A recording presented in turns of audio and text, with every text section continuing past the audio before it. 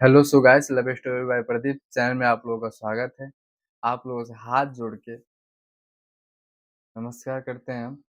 आप जानते हो कि आप लोग स्वस्थ होंगे, ठीक होंगे, जितने लोग मेरे दर्शक हैं।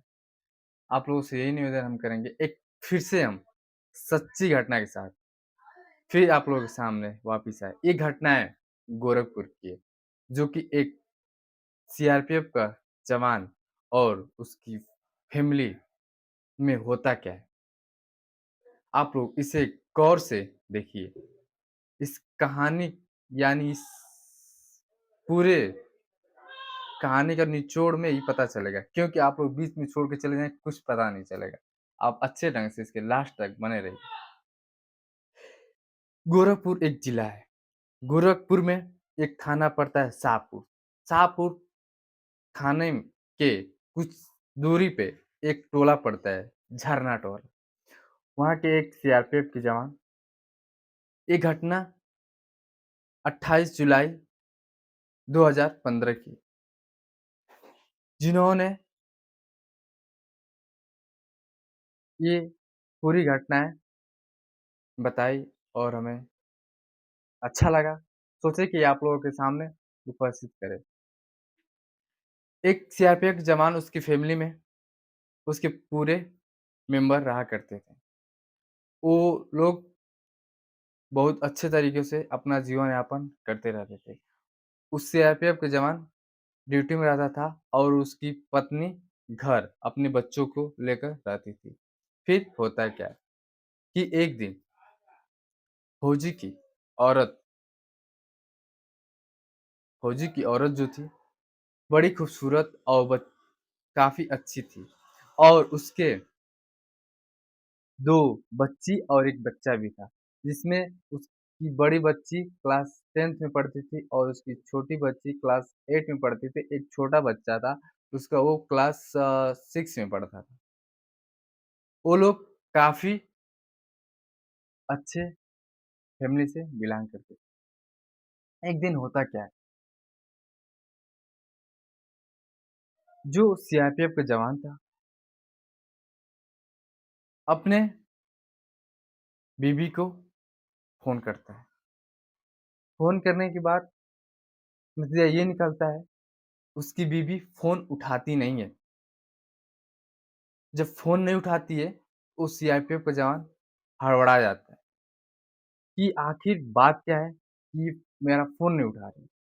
फिर एक दिन होता क्या है, उसी दिन जिस दिन फ़ोन कर रहा था, उस सीआरपीएफ जवान सोचा कि आखिर मुझसे झगड़ा भी नहीं हुआ है, कोई बात तलाप भी नहीं हुआ है ऐसा, आखिर इसने फ़ोन क्यों नहीं रिसीव कर रही है? उसने तुरंत अपनी बीवी के भाई को फ़ोन लगाया, बोला कि तुम्हारी सिस्टर फ़ोन नहीं उठा रही है, बात क्या है? वो बोला कि मैं किसी काम से बाहर आया हूँ, मैं जैसे घर जाता हूँ, फ़ौरन वहाँ पहुँच के बताता हूँ कि आखिर फ़ोन क्यों नहीं उठा रहा है। इसके बावजूद भी वो लोग शांत नहीं बैठते। उसका भाई शाम होती है, आता है अपनी बहन के घर, तो देखता है जंगले से, तो जंगले से देखता है तो ऐसा कुछ नज़ारा दिखता है कि उसकी पूरी कायनात आँधियों में बदल जाती है, जहाँ की वो सोचा नहीं था। आप भी सुनेंगे तो हैरान हो जाएँगे। इस कहानी का बहुत ही बड़ा रहस्य, वो जो देखता है खिड़की से चढ़ के कि दरवाज़ा चारों तरफ से बंद और उसमें घर के बेड पे पूरा बॉडी खून से लथपथ पड़ी है। उसका भाई वहीं लगता है चिल्लाने। कुछ गाँव वाले वहाँ आते हैं फ़ौरन और उस दरवाज़े को तोड़ते हैं। तोड़ के अंदर जब प्रवेश करते हैं, तो अंदर जाने के बाद नतीजा ये निकलता है कि 2 बेटियाँ, 1 बेटा, फिर उसकी माँ, चारों की चारों पूरे बुरी तरह से मारे गए। इसके बाद जब ये बात सीआरपीएफ जवान को पता चला, वो फ़ौरन छुट्टी ले ली वहाँ से चल दिए। इसके बाद पुलिस आई, उस माटी को पुलिस ने पोस्टमार्टम के लिए भेजा। बट वहाँ पे एक छोटी-सी मिस्टेक कर दी कि उसकी जो बड़ी बच्ची थी, प जो क्लास 10 में पढ़ती थी, उसके साथ रेप हुआ। बट पुलिस ने इस बात को छुपा लिया और ये बात मीडिया के सामने नहीं आने दी।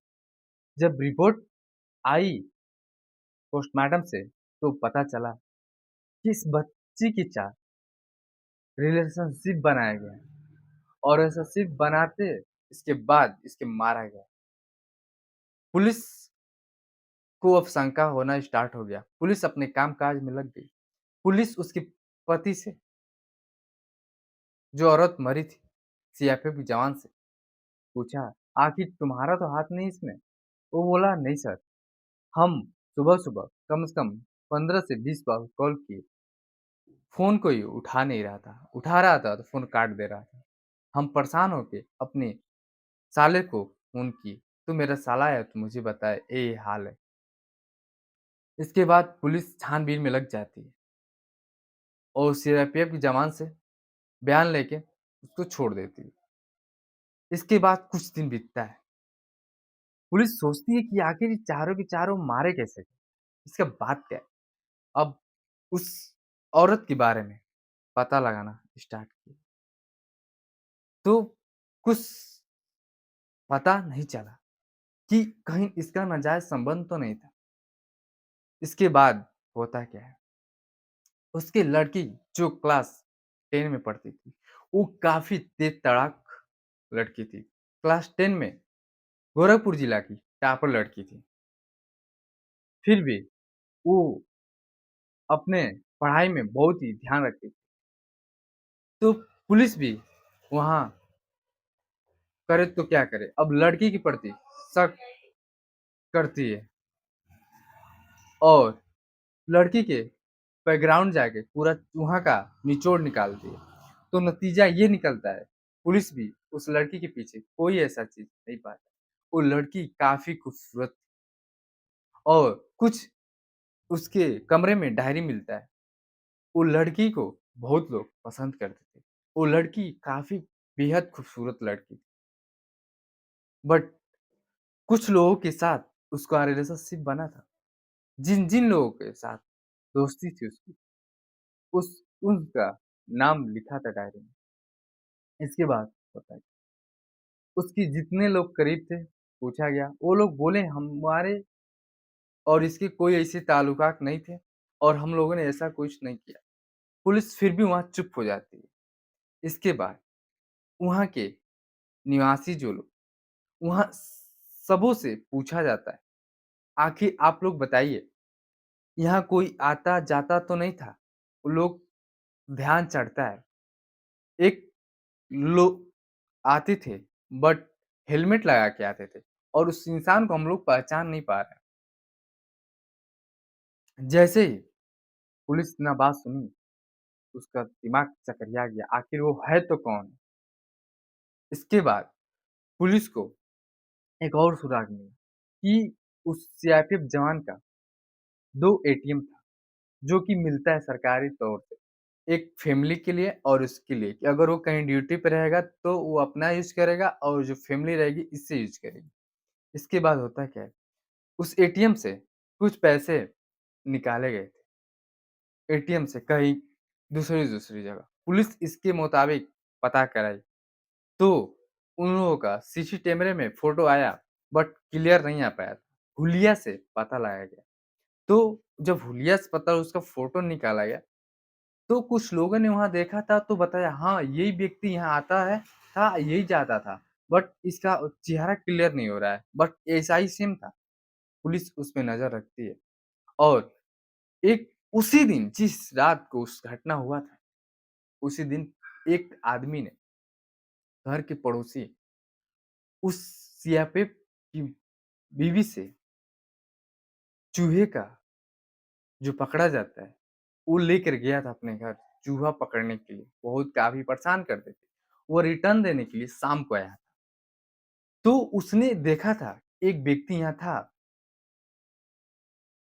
तो पुलिस भी हैरान हो और पुलिस को उसने बताया, "सर, हम आए थे, एक व्यक्ति था, वो टेम्पू चालक है।"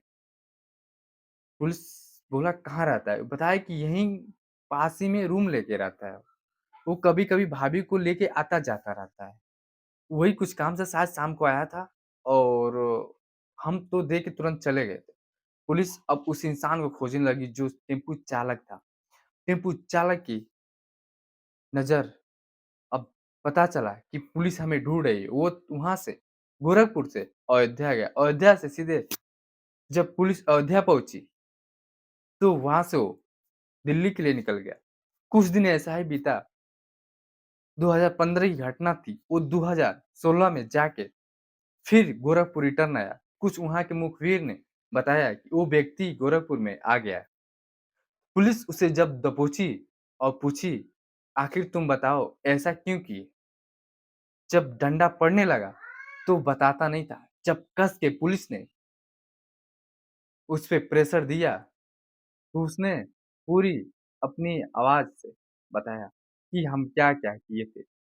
एक दिन होता क्या है, उस सीआरपीएफ की बीवी ने उस टेम्पू चालक को भाड़ा बुक करती है, मायके जाने के लिए, गेहूँ लाने के लिए। जब अपने मायके से गेहूँ लाद के लाती है, कुछ बीच में जंगल पड़ते हैं। वो टेम्पो चालक रोक देता है और जाता है, कहता है, "भाभी आप यहीं बैठिए, मैं अभी फ्रेश होके आता हूँ।" जब जब उधर से आता है टेम्पो चालक, तो सीआरपीएफ की बीवी मज़ाक करती है, कहती है कि आपका चैन खुला है। वो कहता है कि भाभी बस एक बार देख लीजिए, पता चल जाएगा आपको। वो बेहद खुश होती है, बोलती है कि चलो ठीक है, तो देख लेते हैं। तो उस टेम्पो चालक के प्रति उस सीआरपीएफ की जो बीवी थी, उसको प्यार हो जाता है एक ही नज़र में और वो दोनों जंगल में जाते हैं और वहाँ पे रिलेशनशिप बनाते हैं। फिर इसके बदले में पुलिस उसने ₹500 इनाम दिया। इसके बाद होता क्या है, उस औरत ने उसको खुश होके ₹500 इनाम दिया।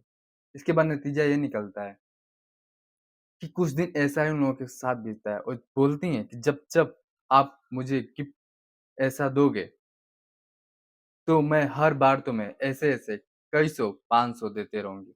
वो कहता है चलो ठीक है। जब-जब उसको खुश करता था, वो सीआरपीएफ की बीवी उसको हर बेर ₹500 देती थी। और फिर एक दिन अचानक क्या होता है कि सीआरपीएफ की बेबी से वो कुछ पैसे उधार ले लेता है। तो फिर उस सीआरपीएफ की बेबी से कुछ दिन बीतता है तो वो कहती है कि मेरा पैसा रिफंड कर दीजिए क्योंकि मेरे पति आने वाले हैं। उसके बाद भी वो मानती नहीं है, उसके साथ जैसे पहले करती थी वैसा तभी भी करती है। इसके बाद क्या होता है कि उस टेम्पू चालक एक दिन शाम को उसके घर जाता है और उसके प्रति आस लगाए नीचे बैठा रहता है और उसी समय वो आता है जो चूहा पकड़ने वाला ले गया था औज़ार देने के लिए। काफ़ी रात तक वहाँ बैठा रहता है। करीबन 3 बजे भोर में उसकी बीवी सीआरपीएफ की नीचे आई, तो देखी ये बैठा उसी तरह। तो उससे जैसे ही रिलेशनशिप बनाना चाहा, जैसे उसके ऊपर गया, वो पैर से मारी और नीचे गिर गया। इसके बाद उस टेम्पू चालक को गुस्सा आया। वो तुरंत हथौड़ा उठाया, तुरंत 2 हथौड़ा खींच के मार दिया और उस औरत तड़फड़ा गई। तब तक उसका बच्चा दरवाज़े के पास आके खड़ा हो गया और देख रहा था। इसके बाद टेम्पू चालक तुरंत हथौड़ा उठाया और जाके उस लड़के को भी मार दिया। इसके बाद उसकी बहन भी उसी बगल में सोई थी, उसको भी तुरंत मार दिया, वो जागी तो। इसके बाद जैसे वो फिर आया, तो देखा वो सीआरपीएफ की बीवी तड़फड़ा रही है, जीने की भीख माँग रही है। उसके बावजूद फिर आया, फिर एक हथौड़ा उसे कस के जकड़ा, फिर नहीं संतुष्ट हुआ, फिर ऊपर गया। तब तक उसकी बड़ी लड़की आ रही थी ऊपर से। वो देख लिया उसकी नज़र पहले से ही उस पे पड़ी थी और उसके साथ किया घिनौना हरकत और उसके बाद ये हुआ कि वो उसके साथ एक हथौड़े उसको भी कस के जकड़ा और जो भी उसके साथ करना था किया और इसके बाद उसको जान से मार दिया और मार के वहाँ से कुछ ज़ेवरात और कुछ पैसे और वहाँ के से एटीएम उठाया और लेकर चला गया। पुलिस उस व्यक्ति को अपने कब्ज़े में तो ले लिया, बट उसको ऐसा सबक सिखाया, उसके फांसी के फंदे पे चढ़ना पड़ा क्योंकि उस 3 मासूम बच्चों की जान ली थी। फिर इसके बाद उस औरत का देखिए, आप लोगों से हम यही हाथ जोड़ के निवेदन करेंगे, एक गलती परिवार को खत्म कर दे। इसी वक़्त हम वाणी को विराम देंगे। जय हिंद, जय भारत।